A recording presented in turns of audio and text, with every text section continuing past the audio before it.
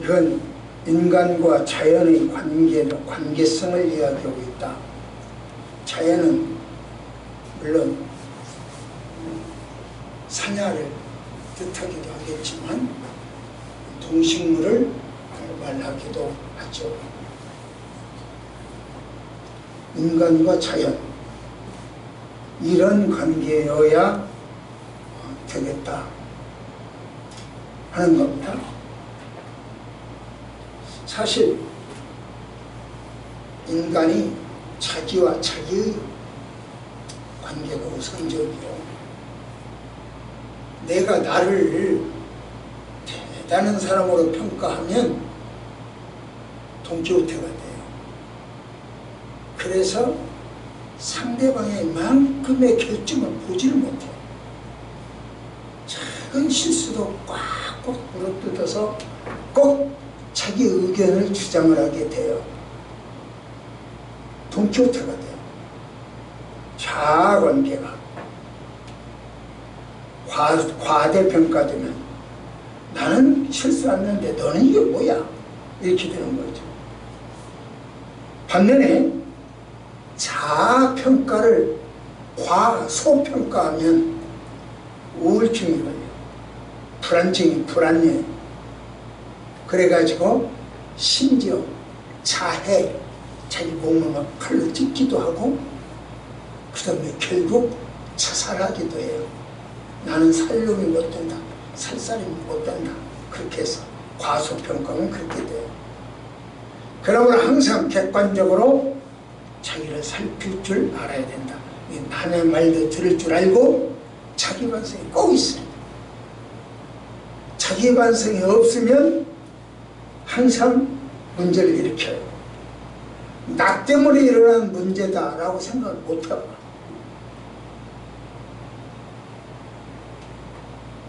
그 다음에 아까 방금 이야기한 대로 자연관계죠. 자연과 어떤 관계를, 우리는 하나님은 천지를 창조하시고 모든 자연을 우리에게 딱 주시면서 생육하고 번성하고 정복하고 다스려라 이렇게 하기로 했어요. 따라서 우리는 자연을 다스릴 책임도 있고 자연을 보호할 책임도 있고 권리도 있어요. 정복하고 다스릴 권리도 있어요. 그러나 보호할 책임도 있고요. 그래서 자연 보호 당연해요. 그러니까 쌀, 밥 남기지 마세요. 반찬 남기지 말고 버리지 마세요. 자연을 보호할 우리에게는 책임이, 의무가 있어요. 그러니까 뷔페에 가서 적당히 먹을 만큼만 먹으세요. 제발 버리지 마시고 가져올 때 조금만 가져오세요. 그러다 이것저것 몽땅 갖고 오고서는 결혼식 가고 저기 뷔페집 가면은 그냥 그렇게 너무 버리지 마세요. 내 밥 먹고 내 냉장고도 썩는 것 잊지 않게 하세요. 조심하세요. 우리는 자연을 보호할 의무가 있어요. 다스릴 권리도 있지만 의무도 있어요. 그래서 자연과의 관계가 잘 돼야 된다. 그 다음에 또 한 관계는 하나님과의 관계입니다. 대신관계죠. 이 대신관계는 모든 관계의 기초입니다. 자연관계도 대신관계가 있어야 되고 인간관계도 대신관계가 있어야 되고 자아관계에도 대신관계가 있어야 돼요. 모든 관계의 기초가 대신관계예요. 마지막으로 하나 더 한다면 대인관계죠. 다른 사람과 관계도 좋아야 된다. 그런 뜻이 되겠습니다. 인간은 사회적 동물이라서 혼자 살 수 없죠. 항상 다른 사람과 더불어 살아야 합니다. 아까 개를 봤죠? 개야 자연과도 더불어 살아야 합니다. 동물과도. 그런 점에서 오늘은 족장들의 저기에 나오는 성경에 나오는 족장들을 족보를 통해서 우리의 대인 관계를 한번 생각해보자. 그런 시간입니다. 족장들의 족보, 그 족보 속에 흐르고 있는 구속사, 그 족보 속에 담겨있는 예수님, 구원 한번 생각해보자. 그래서 구원의 DNA다, 이렇게 이야기를 생각했습니다. 구원의 DNA. 우리 모두에게는, 사람에게는 구원의 DNA도 있고, 예수 믿는 사람에게는 자연을 통해서도 이 DNA는 발견될 수 있다. 구약을 왜 설교해? 구약 이스라엘 역사인데 그 이스라엘 역사와 우리가 무슨 관계야? 이렇게 말하는 사람들도 더러 있어요. 이 말에 대한 답, 구약을 왜 설교해? 구약 이스라엘 역사를 우리가 왜 알아야 돼? 이 말에 대한 답, 간단하게 말하면 구약은 신약과 하나다. 다시 말하면 실체가 있고 그림자가 있어. 그럼 그림자와 실체는 하나예요. 각각 따로 있는 게 아니고 하나예요. 구약과 신약은 하나다. 그러니까 구약도 설교해야 되고 연구를 해야 된다.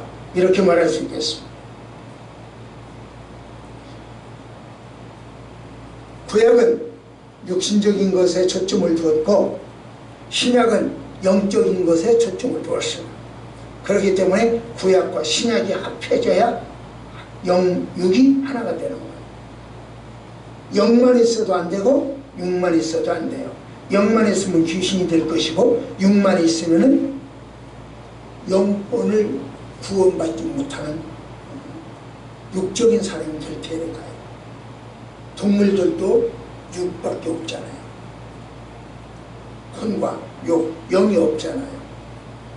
그래서 우리는 구약과 신약이 하나로 이루어져야 된다. 사사기를 보세요. 사사기는요, 구약을 설명하는데 좋은 이해가 돼요. 또 우리 인간의 본성을 설명하는데 좋은 이해가 돼요. 그게 사사기요. 하나님은 변함이 없어요. 이스라엘을 사랑해요. 그런데 이스라엘 백성들은 계속해서 반복적으로 불순종했죠. 그렇기 때문에 스스로가 자멸의 운동으로 빠져가고 계속 스스로 이 죄를 짓고 불순종하기 때문에 자멸해요.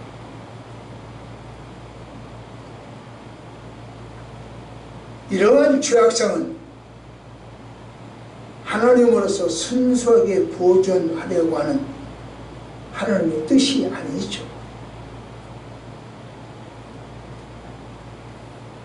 인간의 가슴속 깊이 뿌리 깊이 내린 죄성과 마찬가지죠. 사실 우리가 예수를 믿는다고는 하지만 사사기의 이스라엘 백성들처럼 우리도 그렇게 죄를 범하기 쉽습니다. 이스라엘 역사를 살펴보면 오늘의 내 모습이 비춰지죠. 아, 이 사람이랑 나는 비슷하네. 이렇게 되죠. 이스라엘 족보를 보면 아, 이스라엘 족보에서 아, 이렇게 되구나. 참 나도 내 후손들도 이렇게 되겠네. 많이 보이죠. 그렇기 때문에 이스라엘의 족보, 이스라엘의 역사가 나의 이정표가 되는 거죠. 거울이 되는 거죠. 그러므로 이스라엘 역사가 오늘 우리가 무슨 상관이냐 라고 하는 사람에게는 사람이 현재와 미래 보는 눈은 역사밖에 없어요. 이스라엘과 아브라함 역사를 이렇게 결과가 이러네. 내 후손이 어떻구나. 삼손의 후손이 이러네. 내 후손이 어떻겠구나. 그것이 이 역사를 통해서, 족보를 통해서 배우게 된다는 거죠. 이스라엘 역사에 흐르는 구속사의 DNA가 뚜렷하게 보인다, 그 말입니다. 그렇기 때문에 족보를 연구할 필요가 있다. 그래서 하나님은 이렇게 말씀하시죠. 시작.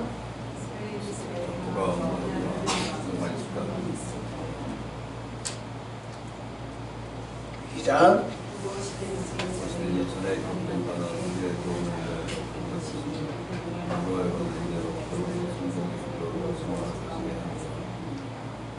예, 역사를 기록한 것은 우리로 하여금 소망을 갖게, 이스라엘 역사를 보니까 이렇구나, 이런 때는 이렇게 됐고 이런 때는 이렇게 됐구나. 그럼 나는 내 역사, 우리 가정의 역사, 나 개인의 역사, 우리나라의 역사 어떻게 써갈 거냐. 우리 권사님 이 나라를 위해서 많이 기도를 하시는 것 오늘도 감사하죠. 그런데 그게 바로 역사라는 것이죠.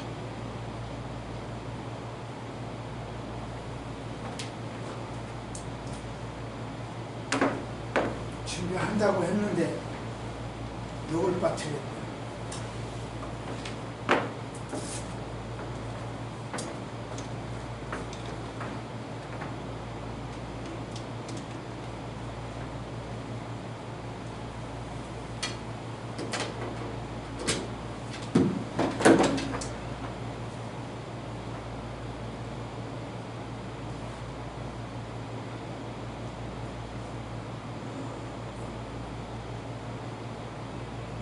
아버지가 살아온 길, 역사죠. 그리고 내가 살아갈 길이 역사입니다. 그래서 아버지의 DNA 나에게 흐르게 되죠. 우리 민족의 DNA 나에게 흐르게 되죠. 이스라엘의 DNA 나에게 흐르게 되죠. 구속의 DNA 나에게 흐르게 되죠. 이스라엘 역사에 흐르고 있는 DNA, 구속의 DNA가 오늘 우리에게도 흐르기를 원했기 때문에 역사를 배우고 족보를 배운다, 그런 얘기입니다. 자, 이제 두 번째로 보겠습니다. 시작.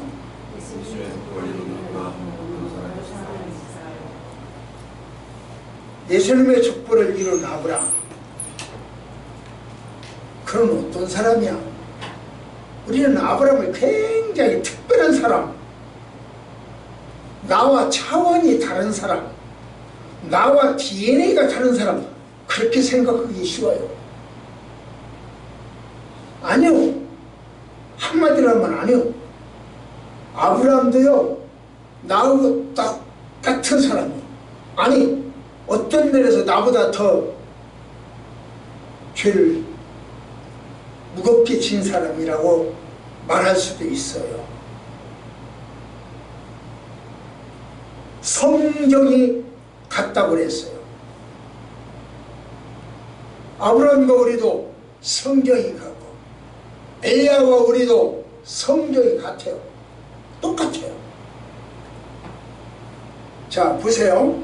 그러면 아브라함이 어떻게 우리하고 똑같은, 나하고 똑같은 사람, 아니 어떤 면에서는 나보다 더 죄 많은 사람이 어떻게 믿음의 조상이 됐지?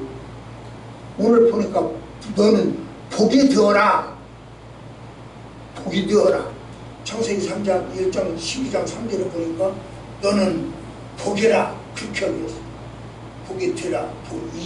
2절에 보니까 그렇게 되어 있어. 도대체 아브라함 어떻게 해서 그렇게 된 거야? 똑같은데. 자, 말씀 받습니다. 시작. 여호와께서 아브라함에게 이르시되 너는 너의 고향과 친척과 아버지의 집을 떠나 내가 네게 보여줄 땅으로 가라. 이 말씀을 듣고 한번 생각해 볼 필요가 있어요. 야, 미영아, 너 아프리카로 이사 가라? 쉽습니까? 그래. 예, 가겠습니다. 뭐 벌떡 일어나기 쉽습니까? 야, 명구가, 너 여기 정리하고 네팔로 가라.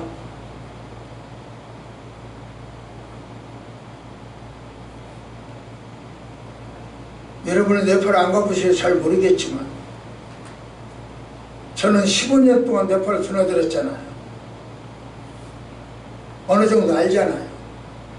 나 거기서 살아오면 하나님 수시로 여행은 갈게요. 왔다 갔다 할게요. 그러나 거기서 살지는 못해요. 그럴 것 같죠.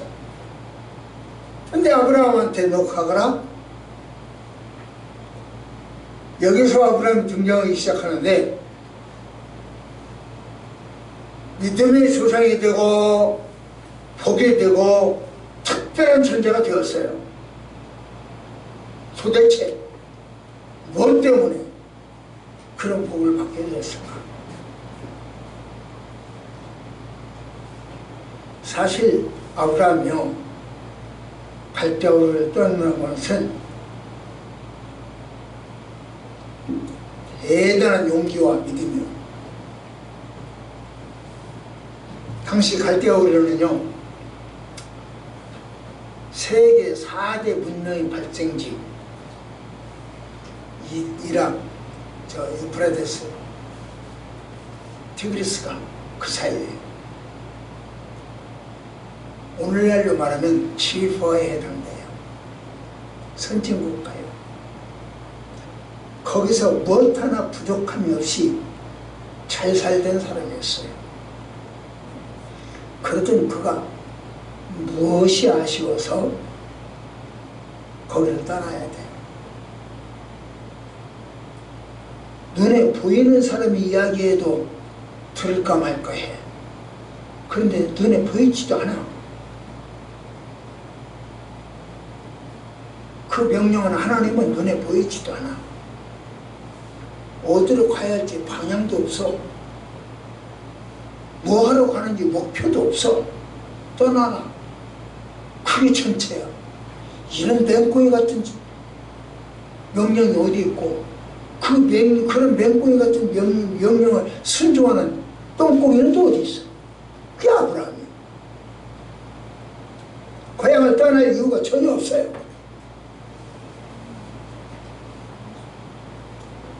부모님 말, 선생님 말도 안 듣는데 눈에 보이지 않는 하나님?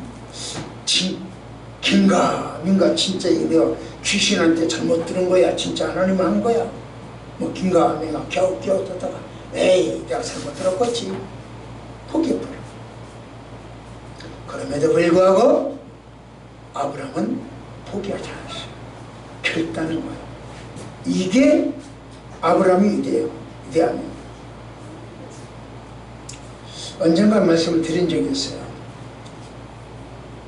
우리 쌍둥이, 그 녀석이 제 외할머니, 요 외할머니 천주교 신자예요. 저 할머니한테 물었죠. 할머니, 하나님 소리 들었어? 기도하면 하나님 대답해? 하고 물어봤습니다. 요즘은 외손의 그 난감한 질문을 받고 뭐라고 대답을 해야 될지 얼버무리다가 당신의 딸, 제 며느리죠?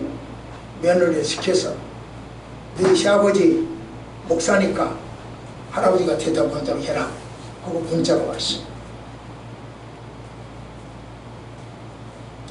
어린 아이에게도 어떤 조언을 해줄 때는 전문가가 필요한 거예요. 조언의 책임이 필요하니까. 그렇다면 아브라함은 누구에게 조언을 받고 떠났을까요? 아브라함도 조언을 들었을 거예요. 어떤 전문가의 조언을 들었을 거예요. 그럼 누구한테 조언을 들었냐고요? 아브라함은요, 아무에게도 아무런 조언을 받지 않고 그냥 떠났어요. 그 믿음이죠.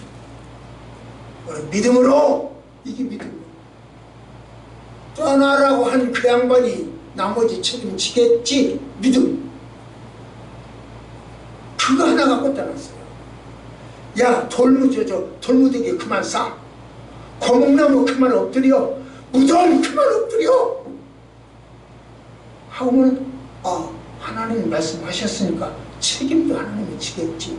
아니. 제가 한번 이야기를 했죠.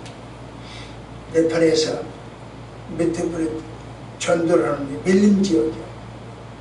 그 산악지대가 아니라 이제 평야 밀림지대였어요. 밀림지대는 길을 몰라. 또 거기도 어디로 가야 길인지 모르겠어요. 길이 없으니까. 거기서 어떤 집을 저에서 전도를 하는데 이러저러 해가지고 하여튼 저기 방까지 들어오래. 안방까지. 안방까지 들어갔죠. 거기는 하여튼 나무로 침대, 목침대, 나무로 침대를 해놓고 사는데 바닥이 온돌이 아니기 때문에 침대예요. 그럼 나무로 침대를 하는데 침대 밑에 5개의 그 신상들이 있어요. 이게 자기들이 섬기는 신상 여러 개인데 지금 5개만 해놨다는 거예요. 그것을 철거하는데 그분은 안 된다. 나는 해야 된다. 주인은 안 된다. 해야 된다. 결국 뽑아가지고 나왔어. 5개를. 둘이 저 가끔 이야기하는 양지에 있는 최영봉 목사님 나하고 둘이 그걸 갖고 나왔어. 나오면서 보니까 우리말로 거실, 거기에 이제 옥수수, 이만식은 옥수수를 잔뜩 써놨어요. 먹을 필요. 그 써놨는데 그 뒤에 또 막대기 하나가 있는, 우리는 그거 뭐가 분명히죠. 저것도 신이래요. 자기가 알려줘. 그래서 그것까지 또 뽑아갖고 나왔죠.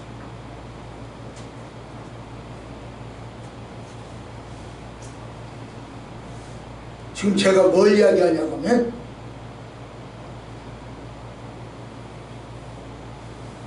뽑아가 그 우상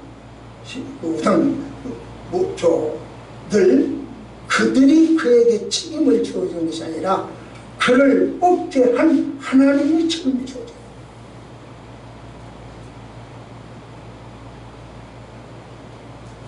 뽑으라고 했으니 책임도 지어줄 거예요. 우상 숭배를 하지 말라고 했으니 책임도 지어줄 거 아니에요. 고목나무 섬기지 말라고, 무덤 앞에서 절하지 말라고 그렇게 말씀하시니 책임도 지어주신다.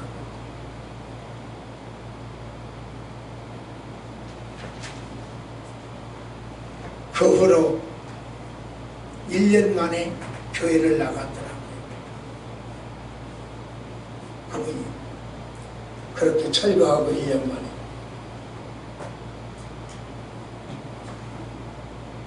그래서 여러분들은 네팔의 한 영혼을 구원하는데 여러분이 했잖아요.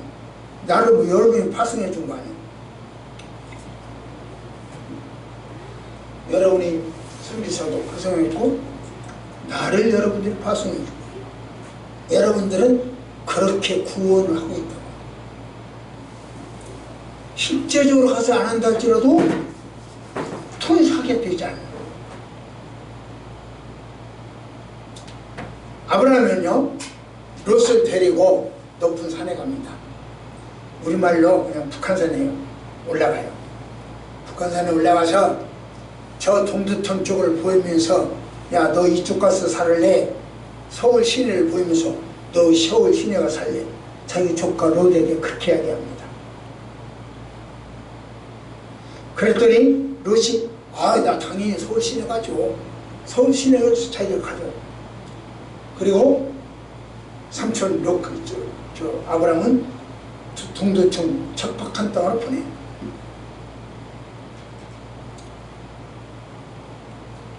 어떤 면을 봤어도 아브라함이 먼저 선택하고 나머지 롯에게 주어도 아무 문제가 없어요. 그럼에도 불구하고 아브라함은 상대를 배려를 해줬어요. 선택권을 줬어요. 이것이 아브라함의 나와 다른 점이에요. 아무 조언 없이 떠나가는 믿음, 상대에게 선택권을 주는 믿음, 상대를 배려하는 믿음, 나와 달라.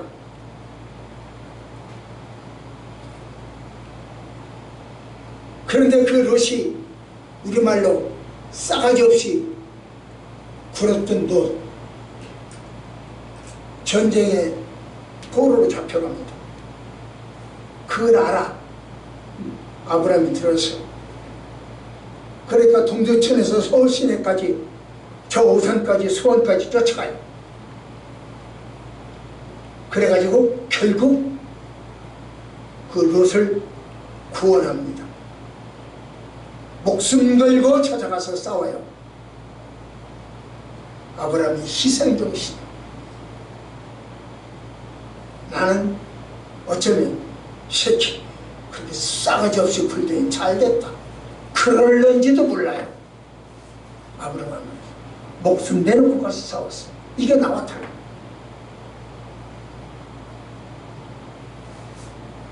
본부인의 저 본부인과 사라 사이에서, 하갈 사이에서 그 아기가 났는데, 본부인도 아기 있고 하갈도 아기고 첩도 아기고,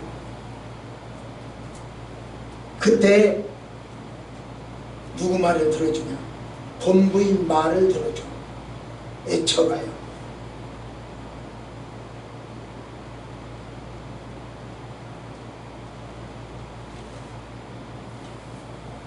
그리고 100세에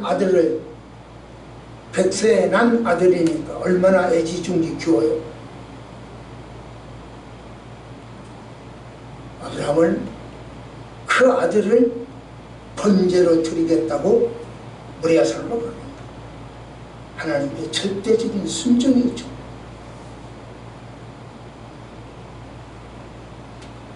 멸망의 이기기에 있는 소돔성, 롯이 살고 있는 곳이죠.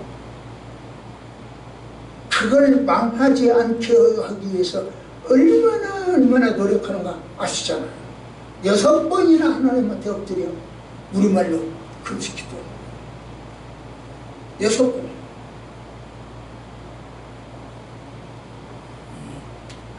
그처럼 하나님께 순종하고 이웃을 배려한 아브라함.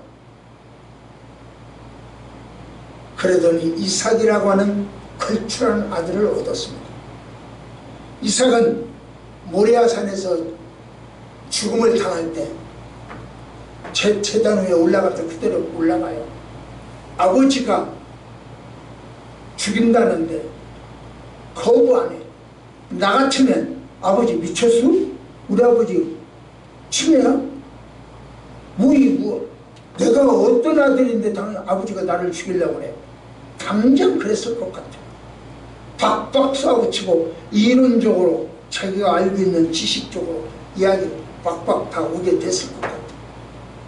그럼에도 불구하고 이삭은 그래요. 하나님께 바쳐질 제물이라고 한다면 바쳐지죠 하고 제단 위에 놓습니다. 그런 아들을 얻어요. 아브라함이 순종하기 때문에 순종하는 아들을 얻게 돼요. 그 이삭은 자기 아버지 이름으로 우물도 계승해요.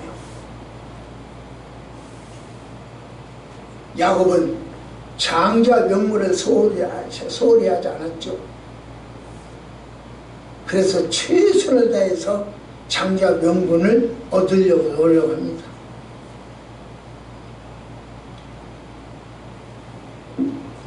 그래서 얻고 아내를 위하여 14년 또 재물을 위해서 6년 도합 20년 머슴살이 하면서 온갖 수모를 당하죠. 품삯을 20년 동안 14번을 바꿔요. 이렇게 보고 이렇게 보고 이렇게 보고 이렇게 보고 어떻게 쓰든지 야곱에게 덜 줄 방법으로 바꿔내요. 그걸 다 20년 동안 견딥니다.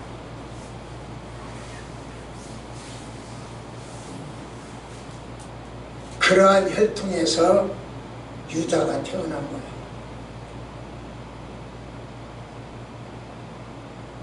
명문 가정에서 명문 아이가 태어난 거예요.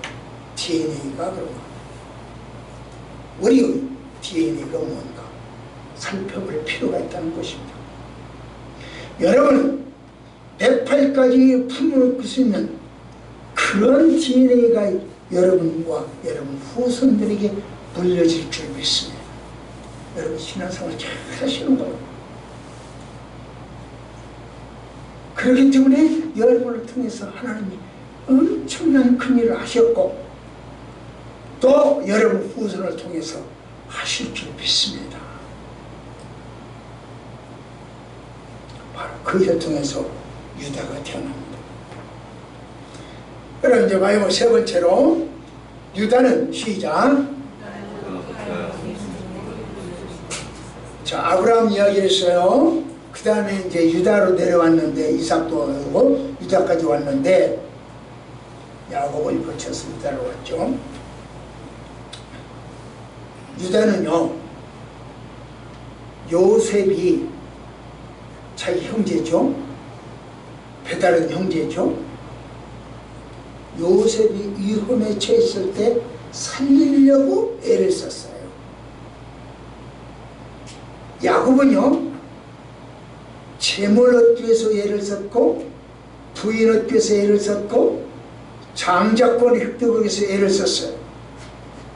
유다는요 형제 살리는 일에 애를 써요.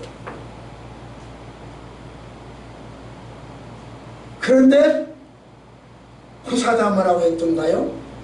유다는 일찍 아내를 상처하게 됩니다. 거기다 대고 아들 셋이 있었는데 두 아들이 죽어버려요. 후손도 없이 죽어버려요. 마지막 막내 하나가 남죠. 그러니까 이 막내도 다말이라고 하는 이 아내 며느리한테 주면 두 아들이 다 죽어버렸으니 그것까지 주면 어떻게 될지 모르니까 계대교를 의하여 그걸 그 형세에게 줘야 되니까 어떻게 될지 모르니까 안 줘. 안 주고 야, 이 셋째 셀라가 너무 어리니까 너희 집에 가서 좀 친정에 가서 좀 있다가 와라. 친정으로 보내버려요. 우리말로 소박 있죠?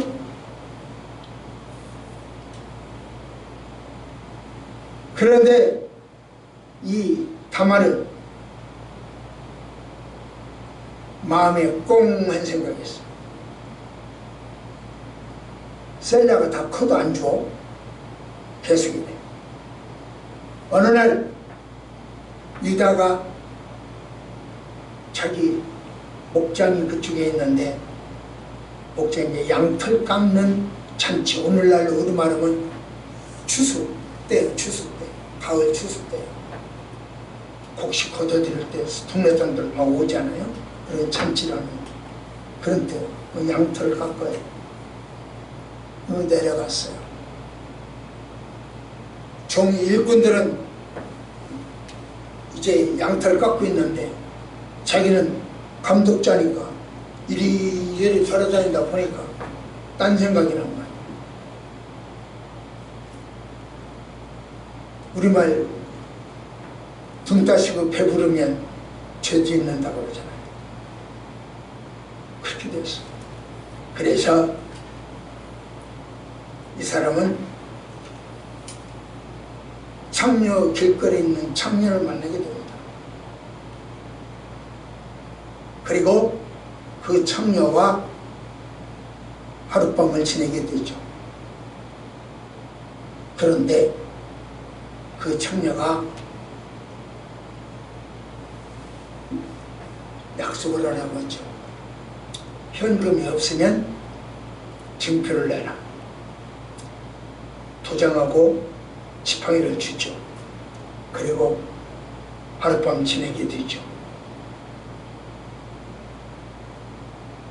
그런데 그게 임신이 됩니다.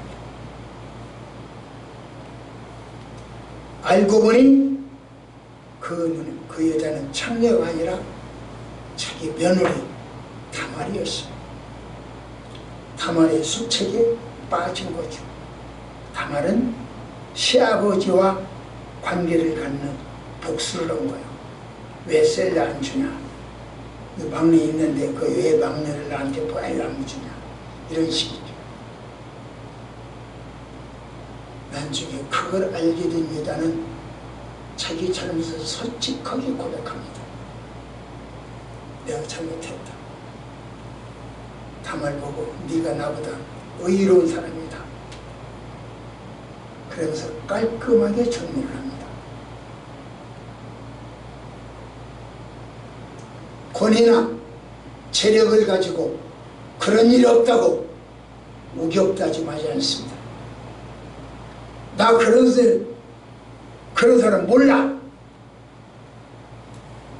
하고 발뺌하는 우리나라 정치인과는 격이 다르죠. 잘못하면서 잘못했다고 솔직하게 인정한 유다입니다. 그리고 깔끔하게 정리합니다. 이게 유다요. 그런 유다 밑에서 가문이 형성된 거예요. 흉년을 들여서 식량 구할 때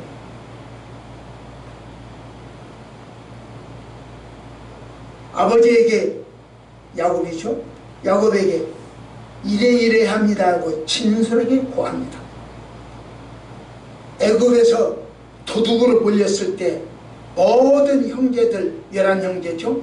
11형제의 죄를 자기가 뒤집었습니다. 유다는 자기가 살고 싶어서가 아니라 아버지와 식구들을 살리기 위해서 형제들을 사랑하기 위해서 그렇게 희생을 자청합니다. 이러한 유다 밑에서 예수 그리스도의 족보가 형성돼요. 우연히 형성되는 게 아니요. 여러분들처럼 저 네팔에까지 그렇게 수고하고 애쓰는 사람들 밑에서 반드시 좋은 족보, 좋은 가문, 좋은 DNA가 전달될 줄 믿습니다. 그냥 우연히 되는 게 아니에요.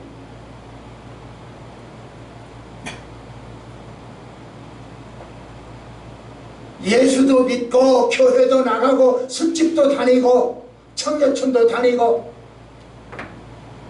고목나무도 가고 무덤에도 가고 왔다 갔다 양다리 걸친 그런 가문에서 총감이 나올 수가 없어요.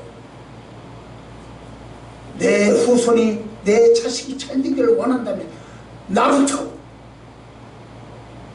내가 족보를 잘 써나가야 돼요.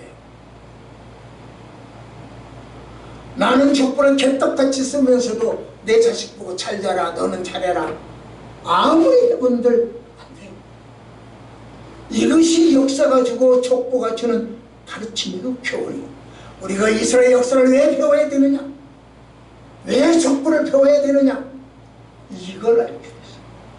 아하, 족보 속에 들어는 구원의 DNA를 배우기 위해서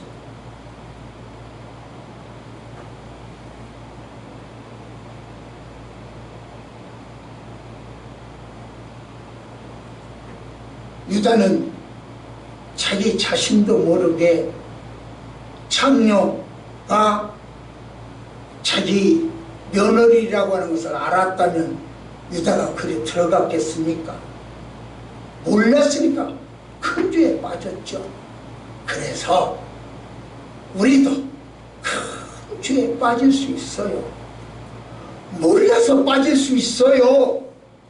그렇기 때문에 근신하라, 깨어라.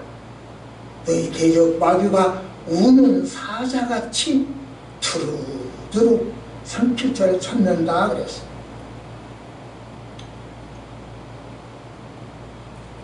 믿음은 굳게 하라는 거죠. 이렇게 알려주니까 감사해 주는 거 아니에요?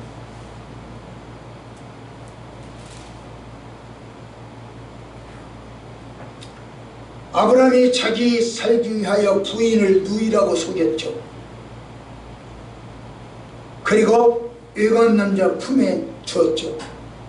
그렇다면 우리는 목숨 걸고 아내를 지켰을까요? 이삭이 맛있는 음식을 탐하면서 야곱에게 축복하는 어리석음을 범했죠.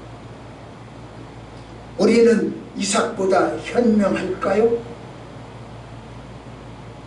야곱이 장자의 명분을 어기려고 형을 속이고 복을 받으려고 아버지를 속이고 다 자기 가문을 세우기 위해서 라반을 속이는 거짓말장이었죠. 그렇다면 우리는 정직한가요? 그런 치고 나는 몰라? 내 옆에 그런 사람 없어? 기억이 안 나? 자기 살기 위해서. 그런 사람이 우리의 지도자를 할 수 있을까요? 유다가 정욕을 이기지 못하고 창녀로 가장한 며느리와 쌍둥이를 낳습니다. 우리는 마음에 가늠하지 않았을까요? 사실 우리는 아브라함, 이삭, 야곱, 유다보다 나은 점이 없어요. 우리가 다른 범죄자들보다 나은 점이 있다면 그게 뭘까요? 도덕적으로 그들보다 낫습니까? 선행적으로 그들보다 낫습니까? 우리의 나음은 우리 안에 예수 그리스도가 있다. 이것이 달라요.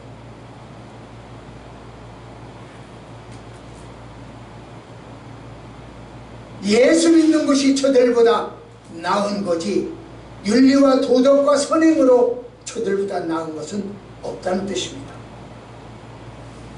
교통법규도 저들이 더 잘 지킬 수 있고요. 이웃과의 관계도 저들이 더 잘 지킬 수 있어요. 다만 우리에게는 예수 그리스도의 피가 있다는 거죠. 그게 다른 점. 유다는 어떻게 해서 예수님의 조상이 되었을까요? 유다의 실수로 쌍둥이를 낳았죠. 둘째 베레스나와 룻과 보아스가 만났죠. 바로 룻과 보아스의 조상이 된 거예요. 유다는. 결국 그렇게 해서 룻과 보아스를 통해서 다윗이 나와. 다윗은 예수님의 조상이 되고 유다는 자기 헌신, 자기 희생, 솔직한 고백 통해서 유다가 자기 죄를 용서받을 줄 알았어. 예수님 조상 중에는 참 추잡한 일들도 많잖아요. 선유 소설에도 안 나오는 시아버지와 며느리의 관계, 쌍둥이 탄생, 거기에서 예수님의 족보가 이루어지기 시작합니다. 한번 봅시다. 이게 야곱의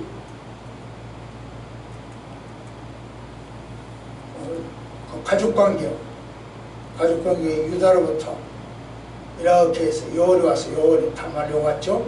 세라 요갔죠. 그래서 왔죠. 베레스가 바로 다윗의 조상이 되어지는데 이분이 룻과 보아스의 산물.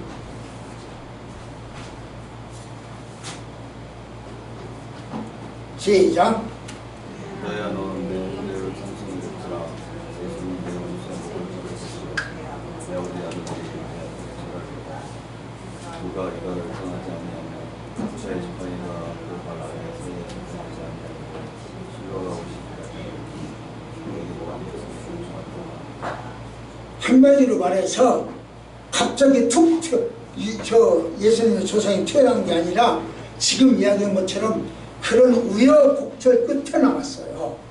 손오공은 바이스에서 태어나왔죠. 이단들 또 떠들다가 장사가 잘 되면 자기가 보혜사니 이긴자니 감람나무니 뭐 저 약속의 목자니 뭐 이런 식으로 이야기하는데 그렇게 툭툭 태어난 것이 아니라 수많은 어려움을 겪고 달가서 족보가 형성돼요. 어느 날 큰 배를 보고 이루어지는 게 아니에요. 이것이 이스라엘 역사와 족보의 가치요.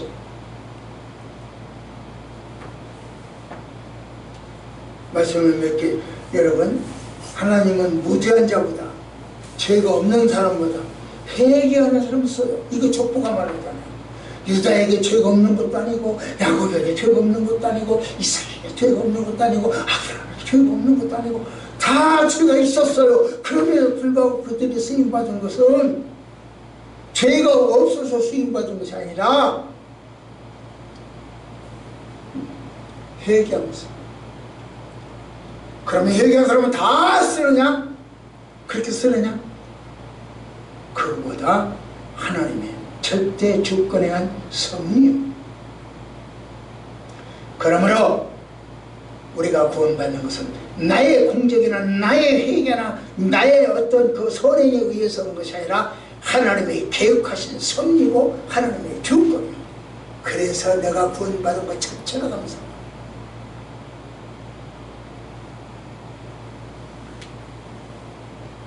말씀을 맺겠습니다.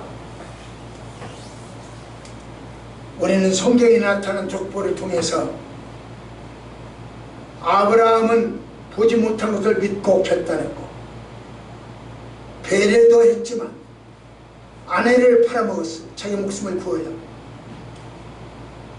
이삭은 아버지께 순종하고 영광을 드러냈지만 자기 부인을 남의 품에 안겼어요.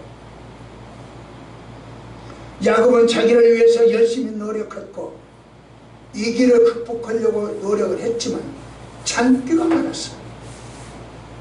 유다는 자기 몸보다 이웃을 사랑하는 희생과 헌신이 있었지만 며느리와의 관계가 문제가 있었어요. 그렇다면 우리는 저들보다 나을까요? 예가 아니지만 하나님이 주신 DNA로 의인이 되고 우리도 저들과 똑같은 사람이 범죄하고 실수가 많은 사람이지만 하나님이 주신 하나님의 DNA로 우리를 구원의 반열에 쓴 줄, 그리고 우리 후손들에게 구원을 주실 줄 믿습니다. 기도하십시오. 하나님, 이 아침 주께서 우리에게 주신 바 능력과 권세들이 힘과 자랑이 되어지게 하여 주시고 멀지 않은 훗날 하나님 나라 이뤄가는 저희들이 되어지게 하옵소서. 예수님 이름으로 간절히 기도드렸나이다.